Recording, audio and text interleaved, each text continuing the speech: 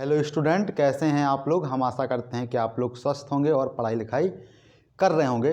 थोड़ा सा तबीयत डाउन हो गई थी, इस वजह से करीब एक हफ्ता हो गया तब से क्लास नहीं आ पाई है। तब हम लोग कंटिन्यू करते हैं प्रीवियस लेक्चर से। प्रीवियस लेक्चर में हम लोगों ने प्रिज्म को स्टार्ट कर दिया था।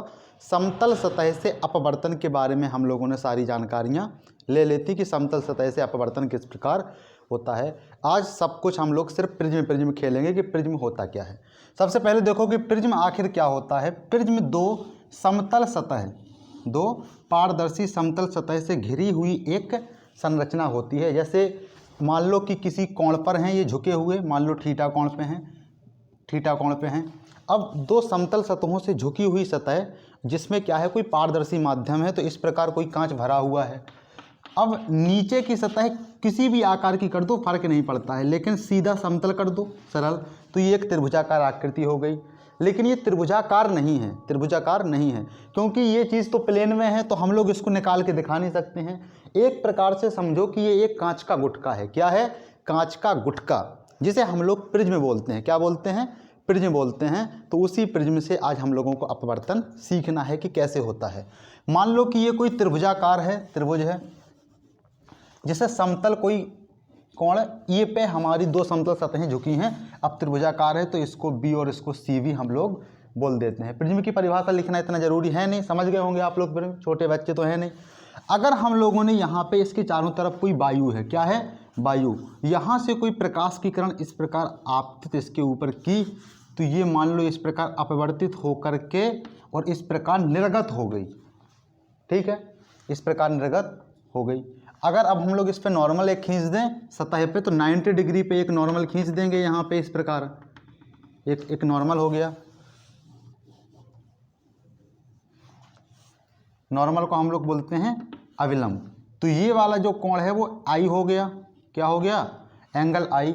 और अगर यहाँ इस सतह पे 90 डिग्री पे कोई नॉर्मल खींचें तो ये वाला जो कोण हो गया वो, ए वाला जो कोण हो गया वो हो गया ई हो गया। इसी प्रकार ए वाला एंगल R1 बोल दो और ए वाला कोण R2 बोल दो। अब किसी का सवाल होगा, वो कहेगा कि सर जी यहाँ से भी तो ये किरण क्या हुई है? आपतित हुई है यहाँ पे इस सतह के लिए, तो यहाँ पे आपको I2 लिखना था, इस प्रकार कुछ लिखना था, लेकिन यहाँ पे R2 क्यों लिखे हैं? तो ये सारी किताबों में छपा होता है, इसलिए इसको लिख दिए हैं। आपका जो प्रश्न है वो एकदम सही है, लेकिन यहाँ पे इसको R2 ही ले रहे हैं। आपको पता है ना कि ये आपतित किरण ही है ये सतह के लिए, लेकिन उसके बावजूद भी इसको R2 हम लोग लिए ले रहे हैं। निर्गत के लिए ई लिए ले रहे हैं। अब ये जो कोण है जिस पे दोनों सतहें झुकी हैं, इसको बोलते हैं प्रिज्म कोण। क्या बोलते हैं? प्रिज्म कोण बोलते हैं। एक बात और समझो, ये प्रकाश की किरण इस प्रकार जा रही थी यहाँ पे, इस प्रकार इसको निकलना चाहिए था, लेकिन ये क्या हो गई? झुक गई, और फिर यहाँ से भी और ज़्यादा झुक गई। यानी इस प्रकाश की किरण को जाना तो इस माध्यम में चाहिए, लेकिन ये चली यहाँ गई। तो अगर हम लोग यहाँ से पीछे मिलाएं तो ये जो कोण बना है ये बना है विचलन कोण। क्या बना है? विचलन कोण। आई बात समझ में? यानी प्रकाश की जो टोटल विचलन हुआ है, कुल जो विचलन हुआ है वो है हमारा डेल्टा। इस आकृति को थोड़ा सा और सुंदर सा हम लोग बना देते हैं।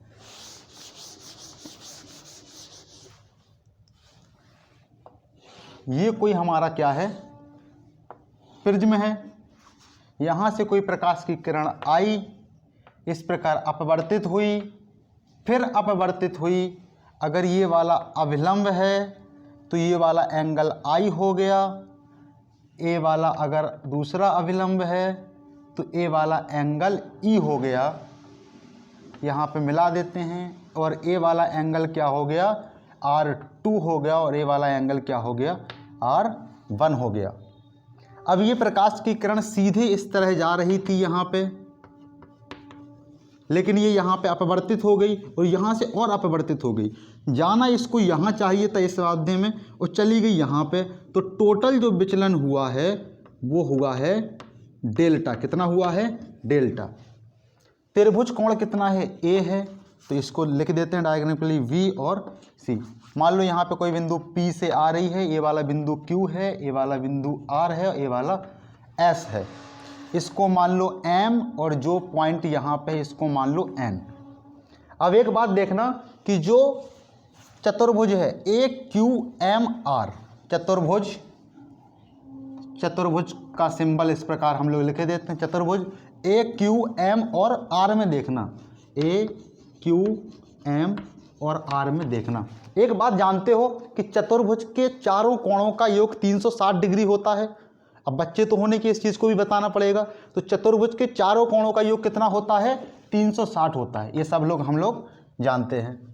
तो ए क्यू एम और आर चतुर्भुज को देखेंगे तो क्या ए वाला कोण यानी एंगल ए क्यू एम और एम आर ए क्या 90 डिग्री नहीं है? क्योंकि ये तो सतह पे अविलंब था और अविलंब सतह से हमेशा 90 डिग्री पे होता है। तो जब ये वाला कोण और ये वाला कोण देखोगे तो ये 90 90 180 हो जाएगा। तो बचे दो कोण, एक तो प्रिज्म कोण, इसको हम लोग एंगल ए ही बोल रहे हैं। तो प्रिज्म कोण ए प्लस ए क्यू नहीं Q M R plus angle Q M R, ये और ये बराबर क्या हो जाएगा? 360 में से ए क्यू एम और एम आर ए 360 में से जब घट जाएगा तो बचेगा 180 डिग्री। आई बात समझ में? हम लोगों ने क्या किया है? चतुर्भुज था, चतुर्भुज में चार कोण होते हैं, चारों कोणों का योग 360 होता है। लेकिन इस चतुर्भुज के दो कोण कौन से? ए क्यू एम और एम आर, ये दोनों का योग 90 90 प्लस 180 हो गया। 180 प्लस का इधर भेज करके 360 में से माइनस करके 180 लिख दिए हैं। तो लिखे हैं ये वाला चीज। अब एक चीज और देखना, त्रिभुज, एक त्रिभुज हमारा है क्यू एम आर, त्रिभुज क्यू एम आर के ऊपर थोड़ा सा नजर डालना। त्रिभुज क्यू एम आर पे जब नजर डालोगे तो क्या यहाँ पे समझ में आ रहा है? R1 plus R2 plus angle Q M R, R1 plus R2 plus angle Q M R, angle Q M R बराबर कितना हो जाएगा? 180 डिग्री। इसमें कोई दिक्कत? त्रिभुज के तीनों कोणों का योग कितना होता है? 180 होता है। ठीक है। अब तुम्हें पता है अगर क्यू एम आर यहाँ से निकालोगे तो 180 माइनस ए आया कि नहीं आया? क्यू एम आर 180 माइनस ए, तो R1 plus R2 plus 180 minus ए बराबर 180। 180 प्लस वाला इधर गया तो माइनस में हुआ, 180 180 माइनस 0 और माइनस ए गया तो प्लस ए। तो यहाँ से आ गया ए बराबर R1 प्लस R2। और ये यहाँ पे क्या है? प्रिज्म कोण है। यानी प्रिज्म कोण जो R1 था और R2 था दोनों के योग के बराबर आ गया। कोई दिक्कत इसमें? कोई दिक्कत नहीं है। ये बराबर R1 plus R2 first formula है ये तुम्हारा, इस बात को एकदम से याद रखना। अब देखो एक चीज, ये हमारा क्या है? डेल्टा है, यानी विचलन कोण है। क्या है? विचलन कोण। और विचलन कोण क्या होगा? जो I होगा उसमें से E वाला घटा दिया जाए तो फर्स्ट विचलन, और सेकंड विचलन जो E था उसमें से R2 घटा दिया जाए, और जब इन दोनों को जोड़ दिया जाएगा तो क्या डेल्टा के बराबर नहीं आ जाएगा? बिल्कुल आ जाएगा। तो देखो डेल्टा अगर विचलन है तो कुल विचलन बराबर हम लोग करेंगे I minus R1 plus E minus R2। कोई दिक्कत इसमें नहीं। इसी चीज को लिख सकते हैं I प्लस E, और अगर माइनस दोनों में से कॉमन लो R1 और R2 में से तो R1 प्लस R2, और R1 प्लस R2 क्या है? प्रिज्म कोण है। तो डेल्टा बराबर आ गया I प्लस E और माइनस A। एक दूसरा फॉर्मूला यहाँ से ये आ गया। यानी कि जो आपतन कोण है और जो निर्गत कोण है दोनों का योग में से अगर हम लोग प्रिज्म कोण घटा देंगे तो सीधा सीधा हम लोगों को विचलन कोण का मान मिल जाएगा। कोई दिक्कत इसमें? कोई दिक्कत नहीं है। इस चीज़ को नोट करो, इसके आगे हम लोग चलते हैं। थोड़ा सा हम लोगों को जानना है न्यूनतम विचलन क्या होता है। और न्यूनतम विचलन क्या होता है? जब विचलन कोण का मान सबसे कम हो जाए, जब विचलन कोण का मान सबसे कम हो जाए, जब विचलन कोण का मान सबसे कम हो गया तो हो जाएगा न्यूनतम विचलन कोण। इस चीज़ को थोड़ा सा दोबारा से हम लोग समझें कि ये वाला जो प्रिज्म था उसमें जब हम लोगों ने यहाँ से प्रकाश की किरण आपतित की तो देखो, जब कोई प्रकाश की किरण विरल से सघन में जाती है, विरल से सघन में जाती है तो क्या होती है, अविलंब की ओर झुक जाती है। तो ये से अविलंब से दूर हटने की जगह अविलंब की ओर झुक गई, जाना इस रास्ते में चाहिए था, चली गई दूसरे रास्ते में। अब जब प्रकाश की किरण सघन से विरल में जाती है तो क्या बताया था, जब सघन से विरल में, सघन मतलब बंधी हुई थी और विरल मतलब आज़ाद हुई। जब कोई चीज़ आज़ाद होती है तो दूर भागती है, क्या होती है, दूर भागती है। तो अविलंब से दूर हटी तो जाना इस रास्ते में चाहिए था, चली गई इस रास्ते में। जब टोटल तुमने विचलन निकाला तो उसको निकाला डेल्टा।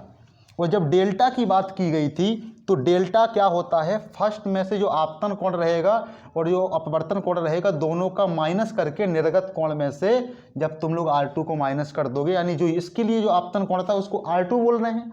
R2 में कन्फ्यूजन नहीं होना है, R2 का मतलब सेकंड बार अपवर्तन कोण नहीं है, वो तो निर्गत कोण है, उसको ई माने हैं। तो यहाँ पे थोड़ा सा कन्फ्यूजन टर्म हो सकता है कि यहाँ पे निर्गत कोण को ई मान लिए हैं और जो यहाँ के लिए इस सतह के लिए जो आपतन कोण है उसको R2 मान लिए हैं। ठीक है, कोई दिक्कत इसमें, कोई दिक्कत नहीं है। A बराबर R1 प्लस R2 आ गया है, इस चीज़ को लिख लो। हम लोग आगे चलते हैं, न्यूनतम विचलन के लिए बात करते हैं। किसके लिए, न्यूनतम विचलन के लिए।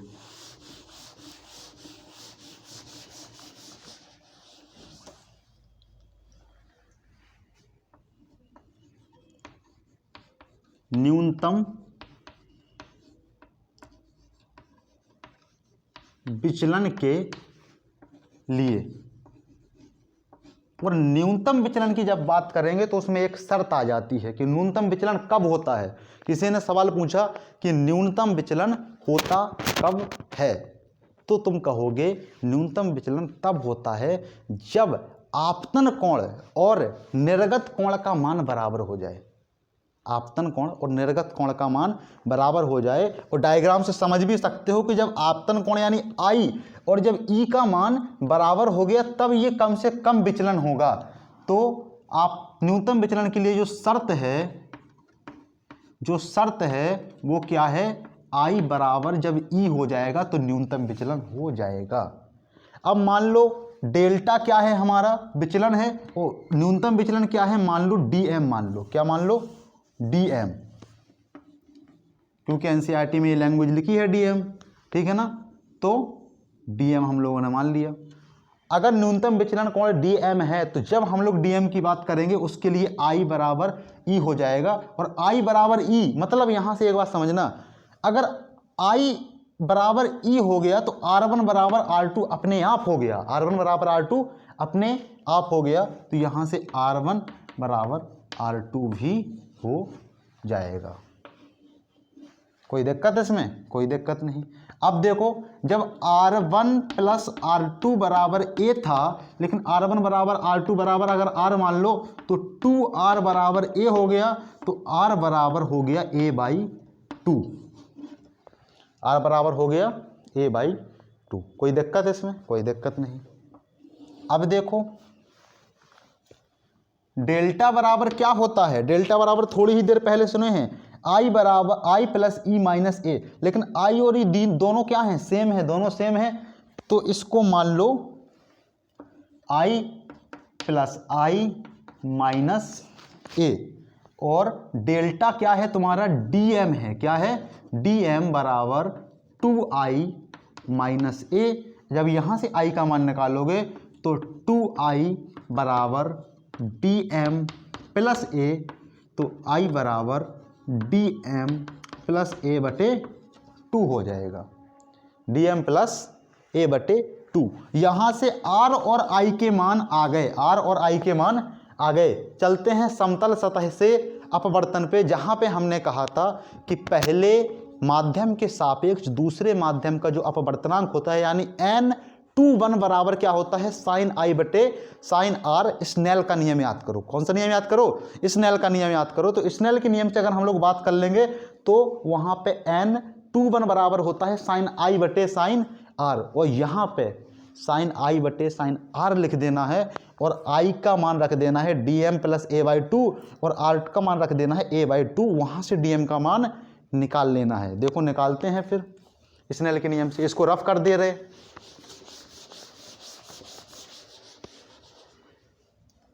स्नेल के नियम से। इसके आगे हम लोग क्या पढ़ेंगे, स्नेल के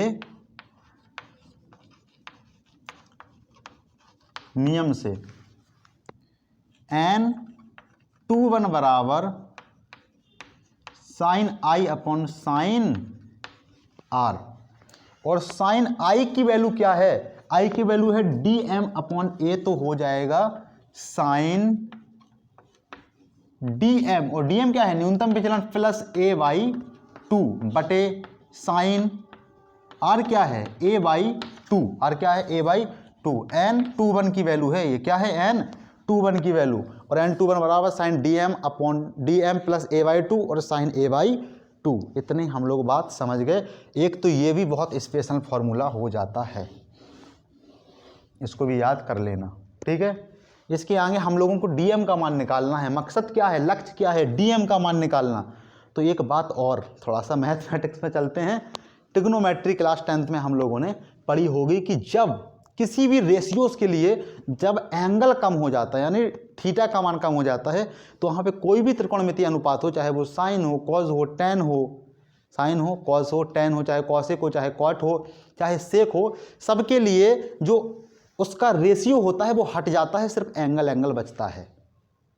इसके पहले भी हम लोग बात कर चुके होंगे क्लास 10th में, जब तुम लोग डेरिवेशंस, इसके पहले जो हम लोगों ने पढ़ा था ना, दर्पण सूत्र का जब हम लोग निकाल रहे थे, वहाँ पे जब कोण क्या था, बहुत छोटा था, तो टेन को हटा दिए, तो वहाँ से टेन को क्या कर दिए थे, रिमूव कर दिए थे। इसी प्रकार यहाँ से साइन को भी रिमूव कर देंगे। क्यों, क्योंकि जो डीएम है वो न्यूनतम विचलन है। न्यूनतम मतलब कम से कम, और कम से कम मतलब डीएम का मान बहुत कम है, और जब डीएम का मान बहुत कम है तो वहाँ से साइन रिमूव हो जाएगा।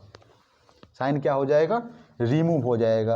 अब देखो, जैसे ही साइन को रिमूव करोगे, ये चीज़ तो लिखी है, जैसे ही साइन को रिमूव करोगे तो आ जाएगा N21 बराबर dm प्लस a बाई 2 बटे, साइन को यहाँ से भी हटाएंगे, a बाई 2। इतनी बात आ गई, ठीक है। अब इसके आगे बढ़ो, यहाँ से ये 2 कैंसिल हुआ, आ गया N21 बराबर क्या आ गया, N21 बराबर dm upon a, dm upon a plus 1, क्योंकि a के बटे में जब a आएगा तो ये कैंसिल हो जाएगा। तो यहाँ से जब dm का मान निकालोगे तो dm बराबर आ गया N21 माइनस 1, और जब बटे से a जाएगा तो मल्टीप्लाई में चला जाएगा। ये आ गया तुम्हारा dm, यानी न्यूनतम विचलन कोण। यानी न्यूनतम विचलन कोण की बात करेंगे तो जो हमारा पहले माध्यम के सापेक्ष दूसरे माध्यम का अपवर्तनांक होगा, उसमें से -1 करके होल मल्टीप्लाई कर देंगे हम लोग किससे, प्रिज्म कोण से, और निकल आएगा न्यूनतम विचलन कोण। dm बराबर N21 माइनस 1 का होल मल्टीप्लाई a। ये हम लोग पूरी बात कर चुके हैं, किस चीज़ की बात कर चुके हैं, न्यूनतम विचलन की बात कर चुके हैं। विचलन कोण भी समाप्त हो गया, प्रिज्म भी हमारा पूरा समाप्त हो गया। थोड़ा सा प्रिज्म के बारे में और जान लेते हैं, वर्ण विक्षेपण के बारे में हम लोग जान लेते हैं।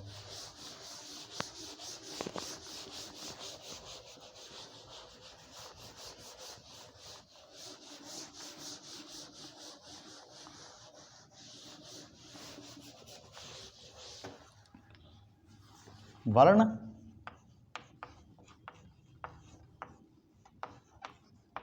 विक्षेपण, वर्ण विक्षेपण हम लोग जानते हैं, और एक बहुत ही सुंदर सा कॉन्सेप्ट भी हम लोग आज थोड़ा सा समझ लेंगे, जिस कॉन्सेप्ट के अंतर्गत हम लोग क्या समझेंगे कि हकीकत में जो तुम लोग लाल रंग देख रहे हो वो लाल रंग नहीं है, कोई दूसरा रंग है, और सफ़ेद और ब्लैक कलर क्या है, कोई भी रंग नहीं है। इस थ्योरी के पहले हम लोग थोड़ा सा चलते हैं। शुरुआत में जब हम लोग क्लास 9th और 10th में पढ़ी थी कि जो सफ़ेद रंग होता है वो मिलकर बनता है 7 रंगों से। यहाँ से एक अलग चीज़ तुम लोग समझोगे कि तुम्हारा जो रंग है, एक्चुअली तुम जिसको ब्लू बोल रहे हो वो ब्लू नहीं है, और ब्लैक और वाइट तो कलर है ही नहीं। तो जब चलते हैं कि सफ़ेद रंग किससे, 7 रंगों से मिलकर बनता है। और जब हम लोगों ने प्रिज्म में इसको गुजारा था, इस किरण को, प्रकाश की किरण को गुजारा था, तो यहाँ से ये बटा था, और यहाँ से इस प्रकार, इसे बोलते हैं वर्ण विक्षेपण। यहाँ पे हम लोगों को 7 रंग दिखाई दे रहे थे, जिसे बोलते थे विबग्योर, और जिसको पहचान रहे थे VIVGYOR। आर विवग्योर मतलब वी फॉर होता है वायलेट, आई फॉर होता है इंडिगो, वी फॉर होता है ब्लू, जी फॉर होता है ग्रीन, वाई फॉर होता है येलो, ओ फॉर होता है ऑरेंज और आर फॉर होता है रेड। अब समझो क्यों कि तुम्हारा ऐसे एक उस पर सर्च किए यूट्यूब पे तो एक अंग्रेज आ गया बोल रहा है your red is not my red मतलब जो तुम्हारा लाल रंग है वो हमारा लाल रंग नहीं है। देखो कैसे नहीं है उसका लाल रंग तुम्हारा लाल रंग, क्योंकि तुम्हारा लाल तो लाल है लेकिन उसका लाल लाल नहीं है। क्यों? क्योंकि हर एक रंग की जो 7 रंग हैं उनकी एक स्पेसिफिक वेवलेंथ है, मतलब एक तरंग दैर्घ्य है। और जब वेवलेंथ स्पेसिफिक है तो उसकी आवृत्ति भी क्या हो जाती है? स्पेसिफिक यानी फिक्स हो जाती है। यानी 7 स्पेसिफिक वेवलेंथ एक साथ चलती हैं वाइट कलर के कलर में। वाइट कलर में जो हमारी प्रकाशीकरण होती है वाइट कलर की, उसमें 7 प्रकार की वेवलेंथ स्पेसिफिक जो वेवलेंथ होती हैं चलती हैं। यानी रेड की अलग होगी, ग्रीन की अलग होगी, ब्लू की अलग होगी, ऑरेंज की अलग होगी, वायलेट की अलग होगी, इंडिगो की अलग होगी। ये बात कहने की बात नहीं है। और हर रंग का एक पूरक रंग होता है। कोई भी वस्तु नज़र कैसे आती है, कोई भी कलर नज़र कैसे आता है? कोई प्रकाश किसी वस्तु से टकराया तो वो कलर, हम लोगों ने पढ़ा होगा केमिस्ट्री में, एक बाउंड इलेक्ट्रॉन्स होते हैं। बाउंड, जिसे हम लोग, बाउंड का मतलब क्या होता है? जैसे जो बंधित नहीं होते, जो युग्मित इलेक्ट्रॉन्स नहीं होते, अयुग्मित इलेक्ट्रॉन्स होते हैं।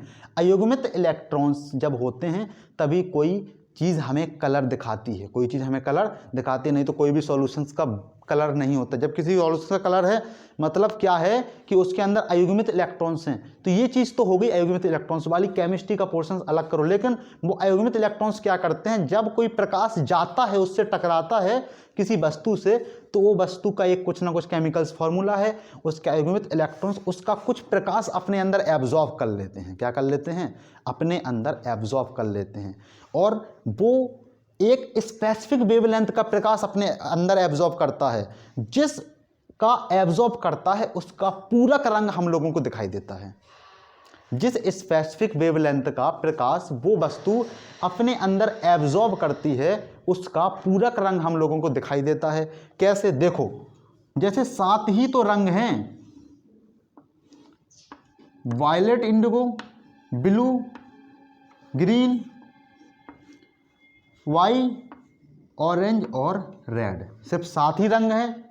किसी वस्तु पे कोई सफ़ेद प्रकाश गिरा, मान लो लाल पे गिरा, मान लो लाल पे गिरा, लाल रंग की वस्तु पे गिरा सफ़ेद प्रकाश, तो लाल रंग की वस्तु पे अगर गिरा तो उसने लाल रंग की यानी रेड रंग की स्पेसिफिक वेवलेंथ वाले प्रकाश को अपने अंदर एब्जॉर्ब कर लिया, अपने अंदर सोख लिया। जब सोख लिया तो उसका पूरक रंग हमको नजर आया। यानी कोई लाल रंग की वस्तु के ऊपर प्रकाश गिरा तो उसने लाल रंग के प्रकाश को एब्जॉर्ब किया तो हमें ग्रीन वस्तु दिखी। यानी जब ग्रीन वस्तु दिख रही है तो जो वस्तु है वो अपने अंदर एब्जॉर्ब कर रही है रेड रंग को। कहोगे सर जी इसको उल्टा बोलो ना, कि वो ग्रीन थी, उसने रेड को एब्जॉर्ब किया, हमें लाल दिखाई दिया। ठीक है, लेकिन वो भी एक अलग कॉन्सेप्ट बोल सकते हैं कि लाल रंग के अंदर उसने एब्जॉर्ब किया तो वो लाल रंग की वस्तु है, लेकिन दिखाई ग्रीन दे रही है, लेकिन दिखाई ग्रीन दे रही है। इसी प्रकार ये 7 एक दूसरे के पूरक रंग हैं। जैसे ब्लू ऑरेंज का है, ऑरेंज ब्लू का है। अगर ऑरेंज को उसने एब्जॉर्ब किया तो ब्लू दिखाई देगा, ब्लू को एब्जॉर्ब किया तो ऑरेंज दिखाई देगा। वायलेट और इंडिगो को एब्जॉर्ब किया तो येलो दिखाई देगा, येलो को एब्जॉर्ब किया तो वायलेट और इंडिगो दिखाई देगा। ये थोड़ा सा अलग बात हो गई, थोड़ी सी अलग बात हो गई। वाइट और ब्लैक का क्या कॉन्सेप्ट है? किसी वस्तु के ऊपर प्रकाश गिरा और पूरा का पूरा एब्जॉर्ब कर लिया, राक्षस वाली प्रकृति, सारा का सारा अपने अंदर सोख लिया, उसे कहते हैं अंधेरा कर दिया। संसार में क्या कर दिया? अंधेरा कर दिया। यानी ब्लैक रंग के ऊपर कोई भी प्रकाश गिरेगा तो कोई भी प्रकाश वहाँ से परावर्तित होकर तुम्हारी आंखों तक नहीं पहुँच रहा है। यानी कहीं पे ब्लैक रंग दिखाई दे रहा है मतलब उसका जो प्रकाश है वो तुम्हारी आंखों तक पहुँच नहीं पा रहा है, कोई भी परावर्तन की घटना वहाँ पर हो नहीं रही है। यानी ब्लैक रंग ने पूरा का पूरा एब्जॉर्ब कर लिया, किसी भी स्पेसिफिक वेवलेंथ का प्रकाश तुम्हारी आंखों तक नहीं पहुंचा तो वो ब्लैक है। और किसी वस्तु पे वाइट रंग का प्रकाश गिरा और उसने किसी भी वेवलेंथ का प्रकाश अपने अंदर एब्जॉर्ब नहीं किया, सारा का सारा रिफ्लेक्ट करके सातों रंग वाली प्रकाश की किरणों का प्रकाश तुम्हारी आंखों तक पहुंचा दिया, तो वो वाइट कलर है और वो तुम्हें दिखाई देगा वाइट। यानी सातों रंगों का मिश्रण वाइट कलर है, यानी वाइट कोई कलर नहीं है, और कोई भी रंग अगर कहीं नहीं है तो वो ब्लैक कलर है। ठीक है ना। अब तुम्हें ये वाली बात समझ में आई ना कि your red is not my red. ठीक है। तो अगर कहीं पे किसी वस्तु पे अगर कौन सा ग्रीन प्रकाश की किरण की वेवलेंथ का प्रकाश उसने अपने अंदर एब्जॉर्ब किया है तो तुम्हें रेड दिखाई दे रहा है, और रेड एब्जॉर्ब किया है तो तुम्हें ग्रीन दिखाई दे रहा है। ये बात हम लोगों ने आज सीख ली, प्रिज्म भी सीख लिया। आगे क्या करना है सर? आगे करना है गोलीय सतह से अपवर्तन हम लोगों को सीखना है। ठीक है। और प्रकाश तो बहुत अच्छा चैप्टर है, उसके बाद प्रकाश के यंत्र खेलेंगे, दूरबीन वगैरह देखेंगे, माइक्रोस्कोप देखेंगे। आज के लिए बस इतना ही। स्वस्थ भी हैं और मज़ेदार भी हैं। आप लोग भी पढ़ते रहिए और बने रहिए हमारे साथ। मिलते हैं हम लोग अगले लेक्चर में। तब तक के लिए उसी तरह बोलना है ना, तब तक के लिए सब्सक्राइब करो, लाइक करो, नहीं जो करना है करो। ठीक है। तब मिलते हैं अगले लेक्चर में।